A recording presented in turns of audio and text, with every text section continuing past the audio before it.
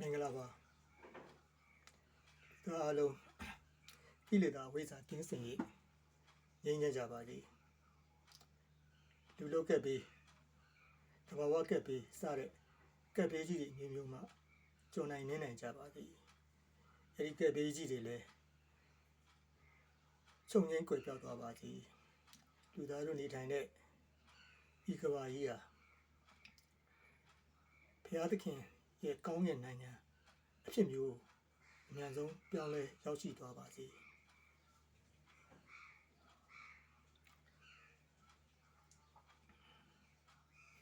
အဲ့တော့ဘုရားသခင်ရဲ့ကောင်းကင်နိုင်ငံဘုရားသခင်ရဲ့ကောင်းကင်နိုင်ငံခရိယန်တမန်ကျမ်းစာမှာပါတယ်ဘုရားသခင်ရဲ့ကောင်းကင်နိုင်ငံဆိုတာခရိယန်တွေကတော့ကောင်းကင်ဘုံမှာပဲရှိတယ်လို့ပြောထားတယ်ပြောကြတာပေါ့လေယူဆတာပေါ့သို့တော့အသိဉာဏ်ရှိတဲ့ဒီလူသားတွေရဲ့နော်လူသားတွေရဲ့လောကမှာတော့ကျွန်တော်အထင်တော့ကောင်းကင်နိုင်ငံဆိုတာဒီနော်လူလောကလူကဘာထဲမှာပဲတင်ပဲနော်ဖြစ်ပေါ်လာနိုင်တယ်လို့ကျွန်တော်ယူဆတယ်ပေါ့နော်ကျွန်တော်ယုံကြည်ပါတယ်ဒီလိုပဲနော်ပြီးပြည့်စုံတဲ့ကောင်းကင်နိုင်ငံမျိုးနော်ဖြစ်လာနိုင်တယ်လို့နော်ကဘာကြီးကနော်ဟိုစစ်ပွဲတွေနဲ့အခုဆိုရင်နျူကလ িয়ার စစ်ပွဲတွေနဲ့နော်ခုနကဘာကြီးကိုပါဖျက်ဆီးပြနိုင်တဲ့စစ်ပွဲတွေနဲ့နော်လုံးဝလူသားတွေမျိုးတုံးပြီးတော့ခြုံငင်းကွယ်ပြောက်သွားမဲ့နော်အနေထားမျိုးကိုလည်း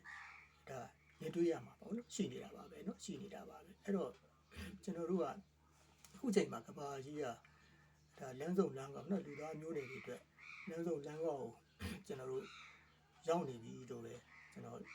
ဒီလိုခံမှန်းပါတယ်နော်ခံမှန်းပါတယ်ဒီလူတွေရဲ့အရာအလုံးကနော်ကံဤအကျိုးတိုင်းပဲပေါ့လေဒါဗုဒ္ဓဟောကြားခဲ့တယ်လို့ပဲ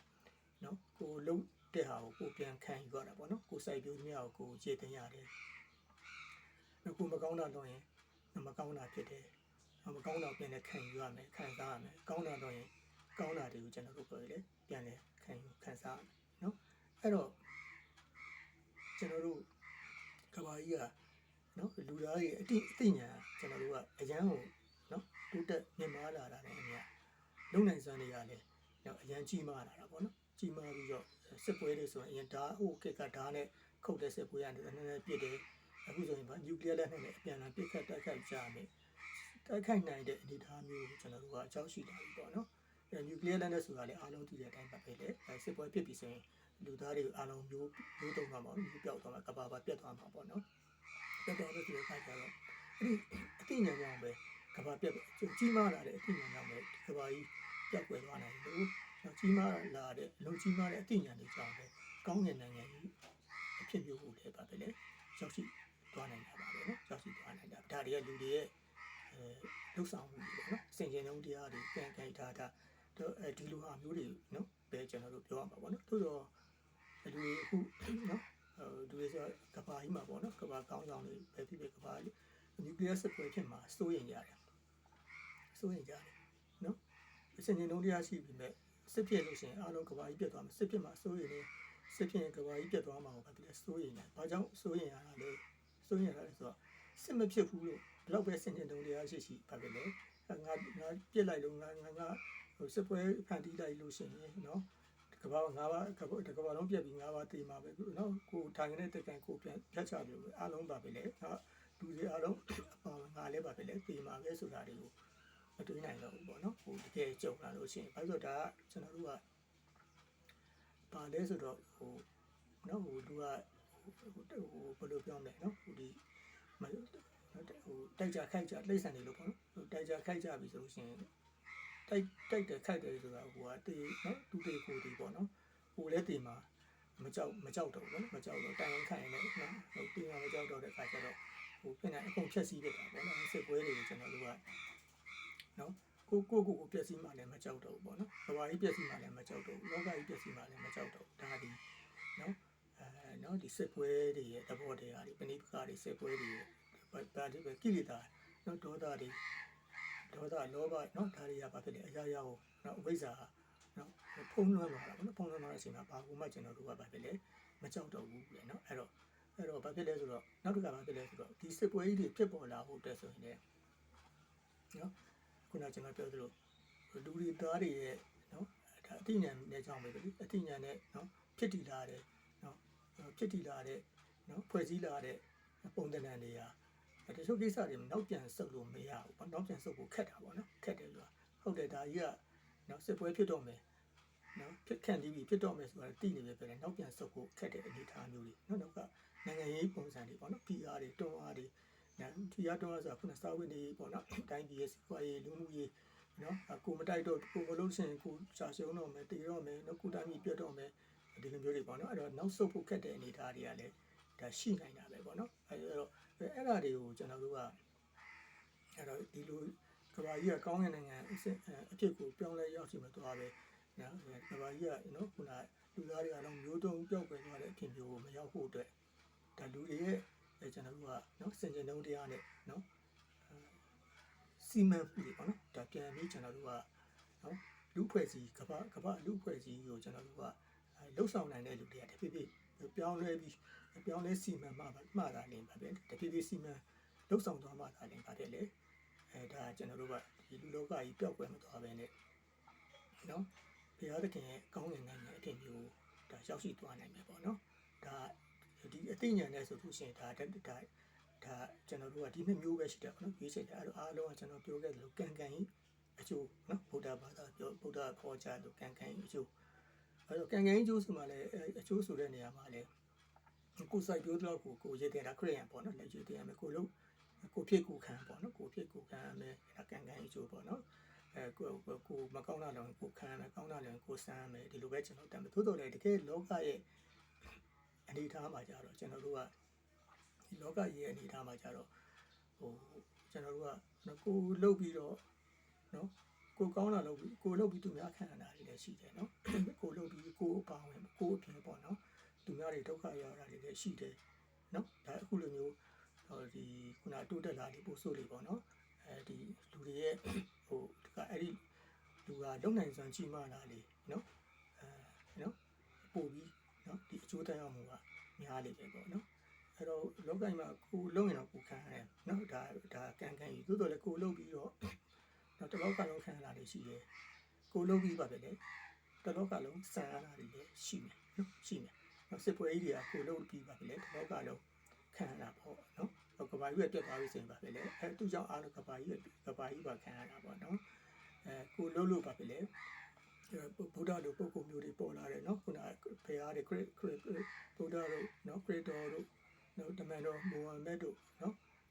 ်ဒါခုနယာမတို့နော်ခရစ်နာတို့နော်ဒီလိုပုဂ္ဂိုလ်မျိုးတွေပေါ်လာတဲ့အတွက်ကြောင့်ကျွန်တော်တို့ကလည်းလောကကြီးကောင်းသွားတာလည်းရှိတာပေါ့နော်အဲ့တော့အဲ့ကောင်းခြင်းဆိုတာကခုနကျွန်တော်တို့ပြောခဲ့လို့ပေါ့လေနောက်ပြန်စုပ်ဖို့နော်နိုင်ငံရေးတဘောအထက်ကိုရောက်လာပြီးကြီးကျယ်လာပြီးနေတာနဲ့စုပ်ဖို့ခက်တဲ့တခါကျတော့အဲ့ဒီဟာတွေကိုကျွန်တော်တို့ကနော်လူတွေကနော်တဖြည်းဖြည်းနဲ့ပြုပြင်ထားမှရမှာပေါ့နော်အဲ့တော့ကိုလှုပ်ပြီးတော့သူများခံရတယ်ရှိတာပေါ့နော်ရှိတာပေါ့ကိုလှုပ်ပြီးပါပဲလေဘယ်လောကကြီးနော်အခုနောက်ဆုံးကက်ပေးကြီးတွေဆိုရင်တော့ပါပဲလေဒါဗုဒ္ဓကတော့ကံအကျိုးပေါ့နော်ဒီကက်စိုက်တာတွေလည်းကံသူတို့လည်းခုနကနော်စင်မဲ့ဘေးတွေပါညာတွေပါပဲလေဒါနော်ဒီမှားယွန်းတဲ့နော်အယူဝါဒတွေပေါ့နော်အယူဝါဒကိုယ်ပဲယုံကြည်မှုတွေကတရားတွေဖြစ်ပေါ်စေတာပေါ့နော်တရားစခဲ့တာပေါ့နော်အဲ့တော့ကိုယ်ပဲယုံကြည်မှုအယူဆဆိုတဲ့ပြောတဲ့ခါကျတော့တကယ်တမ်းပြောမယ်ဆိုရင်ကျွန်တော်တို့ကနော်ဒီပဋိပက္ခတွေစစ်ပွဲကြီးတွေနော်ဒါတွေအားလုံးရဲ့အခြေခံကိုကျွန်တော်တို့ကြည့်နေဆိုရင်တော့တစ်ဖက်ကနော်ဟိုမငြိမ်းချမ်းနိုင်တာဘာသာတရားတစ်ခုရဲ့ဥဆောင်မှုအောင်မှာမလိုက်ပါနိုင်ဘူးဆိုတဲ့အချက်ကိုကျွန်တော်ပြောခဲ့သလိုပေါ့နော်အဲ့လိုမျိုးပဲကျွန်တော်တို့ကဒီစစ်ပွဲတွေရဲ့နော်ပဋိပက္ခတွေရဲ့အရင်းခံတာဘာဖြစ်လဲဆိုတော့ဒီနည်းနည်းတဲ့ကျွန်တော်တို့ကဂမ်ဘီယာနော်ဂမ်ဘီယာအယူဆဝါဒပေါ့နော်ယုံကြည်မှုတွေကြောင့်နော်ဒါဒီလိုပဲကျွန်တော်တို့လူတွေနားမလည်နိုင်နော်တာမန်လူတွေဆိုကျွန်တော်တို့ဒါဟိုနားလည်ဖို့တော်တော်ခက်မယ်နော်တော်တော်နားမလည်သို့တော့ဒါတွေကနော်ဒုဖွဲ့စည်းတွေမှာနည်းနည်းပေါ့နော်ဟိုလူတွေနားမလည်နေတာနည်းနည်းကျွန်တော်တို့ကတိုးဝင်ပြီးတော့နော်ဟိုခစ်တွေတဲ့အစပြီးယနေ့အထိလည်းပါပြီလေတရှိနေကြတာပေါ့နော်အဲတော့ဒီနီးလန်းနေနဲ့ပဲကျွန်တော်တို့ကနော်တိုင်းပြည်တွေဟိုကျွန်တော်တို့ကအုပ်ချုပ်ကြတယ်ဒီနီးလန်းတွေပဲပါပဲလေသူနော်ထောင်လိုင်းရေးလုံခြုံရေး နော်စစ်ရေးတွေမှာပါဖြစ်လေအတုံးချကြတယ်မိမိကိုကာဝေးဖို့သူများကိုထိုးနှက်နိုင်ဖို့ပေါ့နော်ဒါတွေရဲ့အခြေခံကပါတယ်ဆိုတော့ဒီအယူဆအမှားတွေပေါ့နော်ဒီဂမ်ဘီယာအယူဆအမှားတွေကြောင့်ပေါ့နော်အဲ့တော့ဒီနေ့မှာဂမ်ဘီယာဆိုလို့ကျွန်တော်တို့ပြောတဲ့အခါကျတော့ဗုဒ္ဓဘာသာမှာလည်းဂမ်ဘီယာဆိုတာကျွန်တော်တို့ဒီနည်းနည်းတဲ့ပညာရက်တွေပေါ့နော်ခုနကကျွန်တော်အပိတပံလို့ဟာမျိုးတွေဒီလိုနည်းနည်းပညာရက်တွေကိုအတိတွေကိုပေါ့နော်ဒါဂမ်ဘီယာအတိလို့နော်ဒီလိုကျွန်တော်တို့ကနော်ဂမ်ဘီယာတွေနည်းနည်းတွေ့တယ်အဲ့ပြောကြတာပေါ့နော်ဒီနေ့ကျွန်တော်ပြောတဲ့ဂမ်ဘီယာဆိုတော့ဟိုကတော့ကောင်းတဲ့ဂမ်ဘီယာပေါ့နော်နည်းနည်းတဲ့ကောင်းတဲ့ဒီမှာဒီဘက်ကကျတော့မကောင်းတဲ့ဂမ်ဘီယာပေါ့နော်ဒီမှာနည်းနည်းတဲ့မကောင်းတဲ့ဂမ်ဘီယာနော်အတွေးခေါ်တဲ့ယူဆတွေလောက်ဆောင်မှုတွေယုံကြည်မှုတွေပေါ့နော်အဲ့ဒါတွေကခုနကနော်ဟိုလောကကြီးကိုကျွန်တော်တို့ပျက်စီးစေတဲ့အခြေခံကြောင့်စစ်ပွဲကြီးတွေဖြစ်စေတဲ့ဒီ user တွေတော့အကြောင်းပဲကျွန်တော်တို့ကဖြစ်လေကျွန်တော်တို့ပါဖြစ်လေ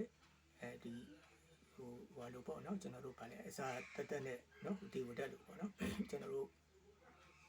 နော်အောက်ကကျိုးခံတဲ့အတွက်ကြောင့်အမားတွေကိုကျွန်တော်တို့ပါဖြစ်လေလှုံ့ဆော်တဲ့အတွက်ကြောင့်ကျူးလွန်မိတယ်ဒီဟာတွေလှုံ့ဆော်မှုကြောင့်ပဲကျွန်တော်တို့ကပါဖြစ်လေစစ်ပွဲကြီးကိုကျွန်တော်တို့ဖြစ်ပေါ်စေတယ်ဒါအယူမှားတာနဲ့တစ်ဖက်ကဥပမာဆိုတော့အခုဆိုရင်ကျွန်တော်တို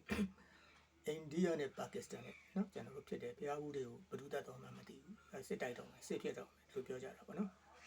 ဒီဟာဘယ်လိုရှင်းမလဲဆိုတော့စစ်နဲ့ဖြစ်ရှင်းလို့လည်းရတာပဲနော်ရတာပဲစစ်ဖြစ်တော့နှစ်ဖက်လုံး nuclear power အင်အားကြီးနိုင်ငံဖြစ်တဲ့အတွက်ကြောင့်နော် nuclear စစ်တွေပါဖြစ်သွားနိုင်တယ်ကဘာပြတ်သွားနိုင်တယ်ပေါ့နော်အဲဒီလိုမဟုတ်ခင်နဲ့မကောင်းတဲ့လူကတော့မကောင်းတဲ့လူပဲနော်ဟိုပါကစ္စတန်လိုမွတ်စလင်မှမဟုတ်ဘူးနော်ဟိန္ဒူမှမဟုတ်ဘူးရှိမှာပဲဆိုဒီမှာဒီမကောင်းတဲ့လူဆိုတာဒီဟိုဘက်ဒီဘက်ကိုရန်တိုက်ပြီးတော့ပဲကျွန်တော်တို့ကပါပဲလေသူ့နေရာကိုကြာယူရတာပေါ့နော်လောကကြီးပြည့်စေတယ်ဒါကမကောင်းတဲ့အယူအဆဆိုတာပေါ့နော်မကောင်းတဲ့အယူအဆပေါက်ပွားလာတဲ့လူတွေမကောင်းတဲ့အယူအဆတွေအကျိုးဆက်တွေပေါ့နော်အကျိုးဆက်တွေပေါ့အဲ့တော့စစ်တိုက်တွေဖြစ်ရှင်းမလားကဲနှစ်ဦးနှစ်ဖက်ပူးပေါင်းပြီးတော့ဒီမကောင်းတဲ့လုပ်တဲ့လူတွေကိုလိုက်ပြီးတော့ပေါ်ထုတ်အရေးယူလို့မရဘူးလားပြောချင်တယ်ကွာနော်ဟာချသွားပြီနိုင်ငံနဲ့နိုင်ငံနဲ့စမှာနော်စစ်တိုက်နေဟာမဟုတ်နော်ငါတို့စစ်မတဲ့လူတွေဖက်ပူပေါင်းမယ်ခင်ဗျားလောက်တာမလုပ်ဘူးကျွန်တော်လည်းမလုပ်ဒါဆိုခင်ဗျားနဲ့ကျွန်တော်ပူပေါင်းပြီးတော့နော်ဒီအာရမဝါဒီကိုနော်ပေါ်ထုတ်မရဘူးလားရတာပဲပေါ့နော်ရတယ်ဒါအယူဆပဲဆိုတော့အဲ့ဒီယူဆဟိုပတ်ဝန်းကျင်ရဲ့နော်ပြောစကားတွေပေါ့နော်ဒီအယူဆတွေလူဖွဲ့စည်းရဲ့အယူဆတွေပေါ်မှာလည်းမူတည်တာဟာမဟုတ်ဘူးဒီကောင်စော်ကားတယ်မွတ်စလင်တွေငါတို့တိုက်မယ်ဆိုဖြစ်နော်ဟာဟိုကလည်းဘာကောင်းလဲဒီကောင်လည်းငါတို့မွတ်စလင်ကိုနှိမ်ချတယ်ဒီပြန်ချနေချတယ်ဒါမျိုးတွေရှိမှာပေါ့နော်အဲ့တော့ဒီအယူဆအမှားတွေကြောင့်ပဲစစ်ပွဲကြီးကျွန်တော်တို့ဖြစ်ကြရတာပေါ့နော်ဟိုခုနပဋိပက္ခတွေဖြစ်ရတယ်နော်ဟိုအစိုးမရတဲ့ဟာတွေကိုနော်ပြီးသွားတယ်ဘယ်ရမှအစိုးမရဘူးအသက်လူတက်ခန္ဓာပိုင်းဆိုင်မှုစီးပွားရာလူနော်အစိုးရတဲ့ဟာတွေကိုမေ့လျော့ပြီးပါပြလေအစိုးရကိုအကျိုးစားတယ်နော်ခုနအဲ့ပုံမှာမာနတွေဖြစ်တယ်နောက်ပုံမှာလူကတနေ့သိရမှာပဲနော်မဟုတ်လူတိုင်းသိရမှာနော်သိရမှာနောက်ဆုံးအလုံးကိုစုံပြီးထွက်ခွာသွားမှာတိုးတော့ပါပဲလေမာနဒီမကောင်းတဲ့အယူဝါဒတွေထဲမှာဒိဋ္ဌိပေါ့နော်ဒီဒိဋ္ဌိပါနော်ဒိဋ္ဌိနဲ့နေဝင်သွားတာပေါ့နော်ဒိဋ္ဌိတွေမှာနေဝင်သွားတဲ့အချိန်မှာဒါတွေဖြစ်ရတာပေါ့နော်ဖြစ်ရတယ်အဲ့တော့ကျွန်တော်တို့ကဘာဖြစ်လဲဆိုတော့ယနေ့အချိန်ကာလဟာနော်ဒါလူသားတွေရဲ့တိုးတက်မှုခဏတွက်ကြည့်လေနော်ကဘာကြီးစတင်နော်ဖြစ်ပေါ်လာတာလွန်ခဲ့တဲ့နော်ဒါ4.5 billion လို့ပြောကြတာပေါ့နော်အဲ့တော့တက်ရှိတွေက3.5 billion မှာနော်ဘက်တီးရီးယားတွေဆဲတွေဘာတွေပေါ့ဒီဒါတွေကစတယ်နော်အဲ့မှာတောက်လျှောက်ကျွန်တော်တို့လွန်ခဲ့တဲ့နှစ်နော်အဲ့တော့ billion ပြီးတဲ့အခါမှာလွန်ခဲ့တဲ့နှစ်နော်တက်ရှိခုနနော်230နော်လွန်ခဲ့တဲ့နှစ်300 350နော်အဲ့ပတ်ဝန်းကျင်တော့မှာပါပဲလေဒီအကောင်တော်တာလုတိုက်တော်တာတော်ပါကြီးကျွန်တော်တို့ပါပဲလေပေါ်လာတယ်ဒိုင်နိုဆောတို့ဟာမျိုးတွေပေါ်လာတယ်နော်ပေါ်လာတယ်နော်အဲ့တော့ဒိုင်နိုဆောအဲ့ရနေပြီပါပဲလေခုနနော်ဟိုဒါဘီလီယံဆိုတာနောက်မှာ3.3လုံးရှိတယ်နော်ဟိုခုန3.5 ဘီလီယံနေပြီးတော့ဒိုင်နိုဆောခစ်ကိုရောက်ဖို့အတွက်အများကြီးကြတယ်နော်3.5 ဘီလီယံနေပြီးတော့230လောက်နော်ရောက်ဖို့အတွက်နော်အများကြီးကြတယ်အဲ့ရနေပြီးလူဖြစ်တာပါပဲလေ2တန်းခွဲပဲရှိသေးတယ်နော်အဲ့လူဖြစ်တာနော်ဟိုလူရယ်လို့စပြီးတော့အခြေလူတင်နော်ဖြစ်လာတာ primate တွေပါတယ်စပြီး2တန်းခွဲပဲရှိသေးတယ်နော်2တန်းခွဲအဲ့ကနေပြီးရင်ကျေးတဲ့အဆင့်ကိုရောက်လာတာနော်ကြောက်ခဲ့ဆိုလို့ရင်ကျွန်တော်လွန်ခဲ့တဲ့နှစ်6သိန်းနော်6သိန်းနောက်ခုန ထားပါတော့နော်ခု6သိန်းရဲ့12000ရဲ့9000ရဲ့နော်ကြောက်ခင်တောင်တော့ဟုတ်ပါပါပြီလေနှစ်ပေါင်း9000ဆိုခင်ဗျာတွက်ကြည့်နှုံးပေါ့နော်အတိညာနှုံးပြောတာနော်အတိညာနှုံးပါပဲလေခုနလူတယောက်ဖြစ်လာဖြစ်ဟိုခုနဘာနဲ့ကြည့်မယ်ဆိုလူပတ်ဝန်းကျင်နဲ့ကြည်လိုက်တည်တာလေနော်ကဘာကြီးကဟိုးတယ်ဟိုးတုံးတွေကဒီလိုပဲနော်ဟိုဖြစ်တည်လာတယ်တစ်ပင်အခုဆိုပါပဲလေဒီကဘာရဲ့နော်ဘာမှမကြတဲ့လူတွေအသိဉာဏ်ပေါ်လာပြီးဘာမှမကြတဲ့ကာလလေးမှာပဲတစ်ဖက်ကအရန်တုတ်တက်သူတစ်ဖက်ကပါပဲလေသဘောပန်ခြင်းတွေပျက်စီးပြီးတော့နော်အရင်ဆိုရင်ဒါဘာဖြစ်လဲဒီတောတွေတောင်တွေရှားထဲမှာစားကြတွေပေါ်များစွာနဲ့နေလို့ရပါမယ်အခုချိန်မှာပါပဲလေမရှိတော့လူကြီးတွေတဲ့လူတွေဖန်တီးတည်ထွင်မှုတွေနဲ့ဘာတအသိဉာဏ်နဲ့အောင်ဖြစ်လာတဲ့ဟာတွေနောက်တစ်ဖက်မှာတော့ facility ရှိတာပေါ့လေကားနဲ့နေရတယ်လေကားတွေလေအဲကောင်းနေတယ်နော်တစ်ဖက်မှာဘာဖြစ်လဲပျက်စီးမှုကတော့ဘာပဲလေကြီးမားတယ်တဲ့နော်ကြီးမားတယ်အဲ့တော့ဘာဖြစ်လဲဆိုတော့ဒီအသိဉာဏ်အောင်မြင်ပြတ်သွားနိုင်တာပေါ့နော်မြင်ပြတ်သွားနိုင်တယ်ဒိုင်နိုဆောတွေကနော်လွန်ခဲ့တဲ့တန်း200 300နေပြီး65တန်းကြာမှာရှင်သွားတယ်ဟိုရှင်နေထိုင်သွားတယ်ပေါ့နော်တန်း130လောက်မှာသူစပြီးပေါ်လာတယ်လို့ယူဆတယ်65တန်းလောက်မှာကျွန်တော်တို့မျိုးတုံးသွားတယ်လို့နော်ယူဆတယ်ပေါ့နော်ဟုတ်ကဲ့ဝန်တိုက်ပြီအဲ့ဘယ်လောက်ကြာသွားလဲဆိုတော့နှစ်ပေါင်း150 60ခုအဲ့ပတ်ဝန်းကျင်ပေါ့နော်နှစ်တန်းပေါင်းပေါ့နော်တန်းပေါင်းအဲ့တော့မျိုးစိတ်တစ်ခုကနှစ်တန်း150ကျော်လောက်နော်နေပါပဲလေအရှင်တန်သွားတဲ့ဒီမျိုးစိတ်တောင်ပျောက်ကွယ်သွားတာပေါ့နော်အခုကျွန်တော်တို့လူသားတွေကနော်ဟိုနှစ်တန်းခွဲပဲရှိသေးတယ်နော်နှစ်တန်းခွဲဆိုခါဒီဘက်ဆက်လာအေးပေါ့နှစ်တန်းခွဲကျော်ပေါ့ဗျာကျွန်တော်ထင်တယ်နှစ်တန်းခွဲ3တန်းလောက်မှာကျွန်တော်တို့ကပျောက်သွားနိုင်တယ်နော်ပျောက်သွားနိုင်တယ်လူတွေနော်ပျောက်ကဘာကြီးလည်းပြန်နေလို့လည်းမကောင်းဒီအစင်လည်းမပြေနော်ခုရသေးလူတွေကပူလောင်နော်ဒီစရာလည်းမရှိစားနေကရှာပါဒုက္ခတွေရောက်ပေါ့နော်ရဲလာခံနော်ဒုက္ခဝကြွေးလာခံဖြစ်မှာပေါ့နော်အဲ့လိုမဖြစ်ဖို့အတွက်နော်ဒီစစ်ပွဲကြီးတွေမဖြစ်ဖို့အတွက်လူတွေဖြစ်လာပြီးဆိုရင်ကျွန်တော်တို့ကဘာပဲလဲဘုရားသခင်လူတွေကိုအညီမြဖန်ဆင်းလာတာပဲနော်အဲ့တော့လူဖြစ်လာပြီဆိုလို့ရှိရင်ဘာပဲလဲလူတန်းစီပေါ့နော်အားလုံးနေနိုင်ဖို့ငြိမ်းချမ်းဖို့နော်ကျွန်တော်တို့ကဘာကြီးပြတ်မသွားဘူးနျူကလ িয়ার စစ်ပွဲဖြစ်ပြီးကဘာကြီးပြတ်မသွားဖို့အတွက်ကိုကျွန်တော်တို့ကဘာပဲလဲဒီမကောင်းတဲ့အယူဆတွေကိုလည်းခုနပြောတဲ့ခံပြရပေါ့နော်ဒါတွေကိုကျွန်တော်တို့ကလူဖွဲ့ကြီးကနေပြီးတော့ဒါကတမန်လူတွေကိုတော့ကျွန်တော်တို့ကအတင်းလုပ်လို့မရဘူးပေါ့နော်မယုံအောင်ဗနက်ကိုကွယ်လူမကိုကွယ်မယုံအောင်ကျွန်တော်တို့ကတော့အတင်းလုပ်လို့တော့မရဘူးပေါ့ဒီမှာဘာလို့ကျွန်တော်အမေတွေပါတွေသူ့နောက်ဒီပတ်ခဲ့လေတော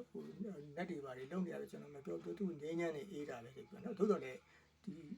ီကြီးမားတဲ့နော်ကြီးကျယ်တဲ့အမြင့်ဆုံးနော်တရားမှာရှိတဲ့ပုံကိုယ်တွေကတော့ဒီဟာတွေကိုတဖြည်းဖြည်းချင်းပေါ့နော်တဖြည်းဖြည်းချင်းနဲ့ကွယ်ပြောက်တော့ဒါတွေကဒိဋ္ဌိအယူပဲနော်ဒီချိုးဒီလေးဆိုတာနေဆိုတာခုနစကြဝဠာထဲမှာနော်မြူမုံလို့တော့မရှိတဲ့မြူမုံလေးပေါ့လေအဲ့ခုနကဘာဆိုလာရပါတယ်လေမြူမုံလေးပဲမြူမုံတွေကခုနပြောတဲ့နော်အစွဲလန်းနေဆိုတာဒီမြူမုံတွေကဒီထဲမထွက်နိုင်လို့ဖြစ်တဲ့အစွဲလန်းနေပေါ့နော်အတိတ်ကတော့ရှိမှာပေါ့စကြဝဠာကြီးမမြင်နိုင်လို့ဒီမြူမုံလေးမှာလည်းအစွဲလန်းနေတယ်နော်ခုနနော်ဘာခေါ်မလဲကျွန်တော်တို့ကကံကြီးအစွဲလန်းနေပေါ့နော်ဒါတွေနဲ့ကျွန်တော်တို့ကနော်ဘာသာတိုင်းမှာနော်ခုနပူတော်တွေနော်ခုနပါလေခုနဒီလိုဟာမျိုးတွေပေါ့နော်ရှိကြတာပေါ့နော်အဲ့ဒါခင်ဗျာနည်းနည်းလေးထွက်ကြည့်လိုက်နော်ကဘာအနေနဲ့ထွက်ကြည့်လိုက်ဝေးနည်းနည်းခွာကြည့်လိုက်နော်ဟာဒါလေးကမြူမုံလေးပဲစကြဝဠာတွေကနော်လူဆိုတာလည်းအိမ်မှာပါပဲလေခဏပေါ့အိမ်မက်တက်တော့ပါပဲအဲ့တော့ဒီထဲမှာငါတို့ပြောသလိုအင်ပတန်နဲ့နေတဲ့နော်ရှေ့ကံပြီးရဒါလေးတိတ်လိုက်ဒါလေးကိုလည်းလိုက်တဲ့ line တ line ရှိသေးတယ်ဒီလောက်တိုးတက်နေတဲ့အချိန်ပေါ့နော်ဟာဘယ်နားမှာဘယ်လိုကံပြီးရတယ်ပေါ့ရှိပြီနိုင်ငံပေါင်းစုံမှာရှိပါလေဗမာပြည်မှာလည်းဗမာပြည်တယောက်ဟာဒါနော်အနောက်နိုင်ငံတွေမှာလည်းဒီလိုပဲရှိတယ်နော်အာရနိုင်ငံမှာပီရမစ်တွေဘာတွေအစပေါ့နော်ဒါတွေအမှားတွေအမှန်မဟုတ်ဘူးနော်အမှန်မဟုတ်ဘူးအဲ့ဒါတွေကိုရှေးကြတိုင်းမှန်တယ်လို့မထင်နဲ့တချို့ရှေးကိုခြိုက်ကြတာပေါ့နော်ရှေးအဲ့တဲ့ရှေးကြတာကိုကြည့်တယ်ရှေးကိုနော်တိတ်ပြီးတော့ယုံကြည်တယ်ကိုးကွယ်ဆိုသူ့ရဲ့ရှေးကြတာကိုကြည့်ရမယ်နော်သူ့ရဲ့ရှေးကြမှာဆိုကြပါစို့ကျွန်တော် Egypt ကနော်ဟာဒါနော်ခုနကဂမ်ဘီယာအတက်တွေနဲ့စီမံထားတဲ့ဟာတွေလုံခဲ့တဲ့နှစ်ပေါင်းဘယ်လောက်လဲ9000 6000ထားပါတော့နော်ဆိုလို့ရှိရင်အဲ့ဒီထက်ကြည့်နော်လူစပြီးပေါ်ထုံးတဲ့အချိန်အဲ့ဒီထက်ကြည့်ကဘာဖြစ်တည်တာအဲ့ဒီထက်ပြီးကြည့်နော်စကြဝဠာကြီးစဖြစ်တဲ့အချိန်စကြဝဠာကြီးထွက်ကြည့်ကဘာဆိုတော့ဘာမှလည်းမကြဘူးဘာမှလည်းမဟုတ်နော်တက်ရှိဆိုတာလည်းဘာမှမဟုတ်ဘူး လူဆိုတာဘာမှမဟုတ်ဘူးပေါ့နော်ဒါတွေကိုကျွန်တော်တို့ကကြည့်ပြီးတော့မှနော်ဆင်ခြင်လိုက်လို့ရှိရင်ငါတို့ဒိဋ္ဌိဆွဲတွေကအမှားတွေပါလားဆိုတာသိလာမယ်နော်တဖြည်းဖြည်းနဲ့သိလာအဲ့လိုသိလာရင်ပါပဲလေအလိုလိုကြွားကြသွားမယ်ဒါအဲ့လိုသိနေအောင်လည်းပါပဲလေလောကကိုဥဆောင်တဲ့လူတွေကနော်ကြိုးစားရမယ်နော်ကြိုးစားရမယ်နော်ခုနကျွန်တော်တို့နောက်တစ်ခုကတရားဥပဒေပေါ့နော်ခုနလောကမှာနော်ကျွန်တော်တို့ကောင်းတာလုံရင်ကောင်းတာဖြစ်တယ်မကောင်းတာလုံရင်မကောင်းတာဖြစ်တယ်ဒီလိုပြောကြတာပေါ့နော်သို့တော့ခုနပဲခုနကိုဖြစ်ကိုခံပေါ့နော်အဘောကိုဖြစ်ပြပါတယ်အများခံအဲ့လိုမခံအောင်ကျွန်တော်တို့ကဘာလုပ်ဥပဒေတွေပေါ့နော်ကဘာကြီးမှာဥပဒေတွေနဲ့ကျွန်တော်တို့ကထိုင်းပေါ်တယ်ဒီတရားဥပဒေတွေကိုလည်းကျွန်တော်တို့ကပါတယ်လေနော်ခုနကောင်းမွန်နော်ဖန်တီးလို့ဆောင်ရမယ်သို့တော့ဥပဒေဆိုတာနော်ခုနကျွန်တော်တို့ပြောခဲ့လို့နော်ရာကိုတားဆီးနိုင်လားလုံခြုံလားဆိုတော့မလုံခြုံဘူးနော်မလုံခြုံဘူးဥပဒေကိုခုနလက်လုံးများနော်ချိုးပေါက်နေတဲ့ကံပြားဟာတွေဆိုကံပြားလုံဒီလုံနေတဲ့ဥပဒေကိုဒါကျွန်တော်တို့လက်လုံးများချိုးပေါက်တဲ့ဟာတွေပဲလေအဲ့ကနေပြီးမကြည်နေတဲ့အဲ့တော့တိနဲ့ခံရတာများတဲ့ခါကျတော့ဒါတူတူပဲကံပြားတို့ထောက်လိုင်းသဘောတရားတွေပဲခံရတာများတဲ့ခါကျတော့ထိုင်းထောင်ထဲစီးပွားရေးလူမှုရေးအကုန်တူတူပဲပေါ့နော်ခံရမှာများတဲ့ခါကျတော့ခုနပေါ့လေဟိုတစ်ဖက်ကလောက်တာလည်းတည်တယ်နော်ကိုရှိမှရက်ပြီးလုံနေတာလည်းတည်တယ်နော်ခံရတာလည်းတည်တယ်တရားဥပဒေလည်းတိုင်လို့ပဲတုံးနဲ့ထားရတဲ့စစ်ဒီရိုက်တဲ့ခါကျတော့စစ်ပွဲကြီးတွေကျွန်တော်တို့ကဖြစ်လေဖြစ်ရတာပေါ့နော်ဖြစ်ရတယ်တဲ့အဲ့တော့ကျွန်တော်တို့ကဒီအယူဆအမှားတွေကိုကျွန်တော်ကတဖြည်းဖြည်းနဲ့ကဘာကြီးကနေပြီးတော့ပျောက်ကွယ်သွားအောင်နော်အဲ့ဒါလည်းသူအတင်းဖယ်လို့မရဘူးပေါ့နော်အတင်းဖယ်တော့မလို့အောင်ဒီလိုတော့မဟုတ်ဘူးဒီအယူဥဆောင်တဲ့လူတွေကအယူဆအမှန်တွေကိုကျွန်တော်တို့ကဘာဖြစ်လဲပြောင်းလဲပြီးတော့နော်ဖန်တီကိုယ်ွယ်ပြမှသာလေလှုပ်ဆောင်တဲ့လူတွေကိုနော်ခုနကိုယ်ွယ်မှုတွေကိုမှန်ကောင်းလှုပ်ဆောင်ပြီးမှသာလေကဘာရဲ့အနာဂတ်ကပါပဲလေစေရမယ်နော်စေရမယ်နော်အဲ့တော့ဒါပါပဲနော်ဒီနေ့တော့လောက်ပါပဲ